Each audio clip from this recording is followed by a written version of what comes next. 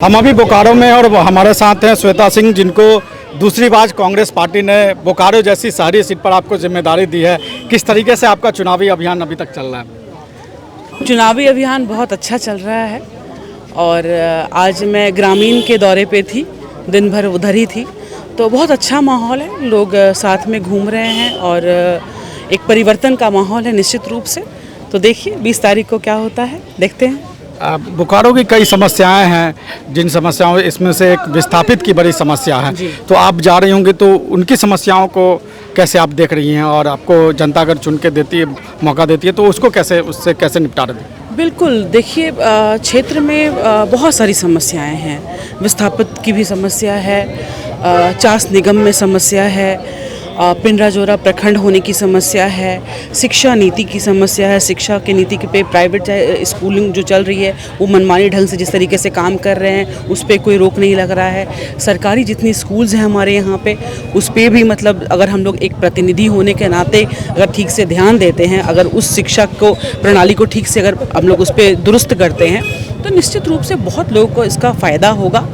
और विस्थापित की वजह से जो उनको पंचायत का दर्जा नहीं मिल पाया है और नियोजन की भी समस्या है, और बीएसएल ने इतना ज़मीन अधिग्रहण करके लेकर के रखा हुआ है और बेकार वो पड़ा हुआ है। तो वो मैं सबसे पहले चाहूँगी, एक तो लड़ाई देखिए है ही है कि विस्थापित को पंचायत का दर्जा दिलाना है, लेकिन अगर उसके पहले अगर ये हो जाता है कि उनका भूमि उनको वापस मूल रैयत को वापस करा देते हैं हम लोग, तो वो एक बहुत बड़ा चीज़ हो जाएगा, राहत का काम हो जाएगा। और ऐसे हमारे बोकारो में बहुत सारी समस्याएं हैं, उस पर हम लोग मिलकर के काम करेंगे। युवाओं के लिए काम करना है, बेरोजगारी पे काम करना है। एजुकेशन सिस्टम जो है हमारे यहाँ 10th तक 12th तक तो बच्चे अच्छे पढ़ लेते हैं, लेकिन हायर एजुकेशन की जो फैसिलिटी है वो यहाँ पर नहीं है। तो इन सब सारी चीज़ों पे एक प्रतिनिधि होने के नाते मुझे मतलब मेरा ध्यान है। बिल्कुल, मैं पिछले 10 सालों से इस पे काम कर रही हूँ और आगे उम्मीद है कि बहुत अच्छा हम लोग करेंगे।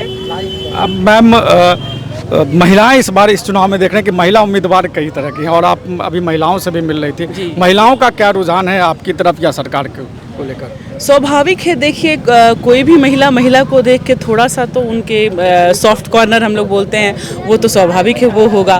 तो निश्चित रूप से बोकारो में या फिर वो ग्रामीण हो या तो शहरी हो, आज दिन भर मैं ग्रामीण में थी तो वहाँ पे भी सारी महिलाएं साथ में थी। अभी शहर में आई हूँ तो वहाँ पे भी सारी महिला बहन मेरे साथ हैं। तो एक कनेक्शन होता है, उसमें हम लोग संदेह नहीं कर सकते हैं। और महिलाएं जिस तरीके से चीज़ों को समझ सकती हैं, मैं मतलब बाकी इसको अदरवाइज़ नहीं लेना है मेरे भाइयों को, लेकिन वो भी जानते हैं कि उनका जो, देखिए मैं आप ही से अगर पूछूंगी कि आपका जो इमोशनल अटैचमेंट है वो अपनी माँ के साथ ज़्यादा होगा, वो बहुत कॉमन है ये। तो जितने लड़के हैं ये सिर्फ चीज़ों को मानेंगे कि नहीं मेरा माँ के साथ बहुत अच्छा मतलब लगाव है। तो निश्चित रूप से एक औरत होने के नाते मुझको ये ऊपर वाले का आशीर्वाद है कि मैं अपने बोकारो के लोगों के दुख दर्द को बहुत अच्छे से समझती हूँ, और मैं जानती हूँ कि मुझे कब कहाँ थोड़ा सेंसिटिव रहना है, कब कहाँ उनके लिए लड़ना है। तो अच्छा है। आप सेंसिटिव की बात करती हैं तो आपके विपक्ष में जो है बीजेपी के वीरांची नारायण या उनकी पार्टी, वो लगातार जो है वो इस तरह के उनकी तरफ से कहा जाता है कि आप लोग जिसको तुष्टीकरण कहते हैं उस तरह की बातें कही जाती है, और बांग्लादेशी घुसपैठिया या हिंदू में एकता इस तरह की बातें कर रही हैं। उनको आप इस तरह के बयान को आप कैसे देखिए क्या है, घुसपैठी की बात पे निश्चित रूप से जहां सुरक्षा का जो भाव है तो हमें चिंतित होना चाहिए, नो डाउट। इसमें अगर कोई भाजपा कांग्रेस सारी पार्टियों को चिंता इसमें व्यक्त करनी चाहिए, और ये एक बहुत स्ट्रॉन्ग स्टेप लेने की मतलब रीज़न होना चाहिए। और हम लोग इस पर बहुत सजग हैं, और हम लोग, हमारी जो सरकार है वो ले भी रही है, और हम लोग इस पर स्ट्रॉन्ग स्टेप आने वाले टाइम में लेंगे। लेकिन एक और बात मैं बताना चाहती हूँ, इसमें सेंटर का भी इन्वॉल्वमेंट होता है। तो सिर्फ कह देने से, बड़ी बड़ी बातें आप कह देते हैं, सेंट्रल गवर्नमेंट की मैं बात कर रही हूँ, आप बड़ी बड़ी बातें कह देंगे, करके भी दिखा दीजिए, कुछ कीजिए।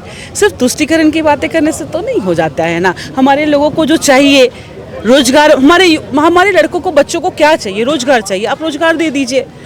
भाषण करने से तो कुछ नहीं होगा, हमारे भाषण करने से हमारा पेट तो नहीं भरेगा। और बड़ी बड़ी बातें करना एक बात है, लेकिन लोगों के भाव को समझना, उनकी आंखों से उनके दर्द को समझ के उसका सल्यूशन दे देना, उनको वो चीज़ें दे देना, प्रोवाइड करा देना, ये बहुत बड़ी बात है।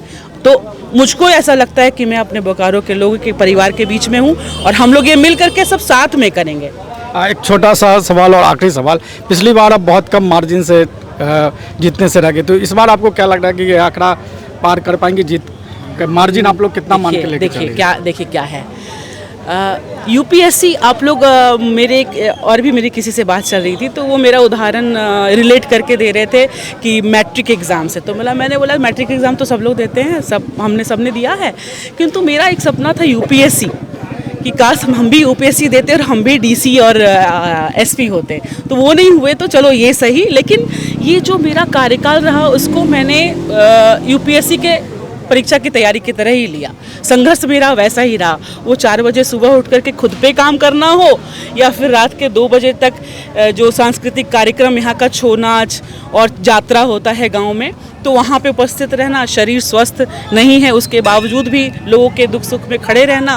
तो संघर्ष हमारा प्रैक्टिस जो है वैसा ही रहा था, लोगों के साथ रहना।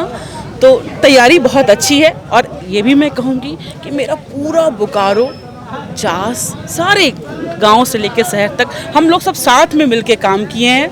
तो बहुत भरोसा और विश्वास है कि हम लोग सीट को जीतेंगे भी और बहुत अच्छे से अपने बोकारो को बदलेंगे। धन्यवाद आपका समय दिया। उनका कहना था कि इस बार बोकारो की जनता उनको जरूर मौका देगी। कैमरामैन राजेश के साथ मनीष आनंद, बोकारो।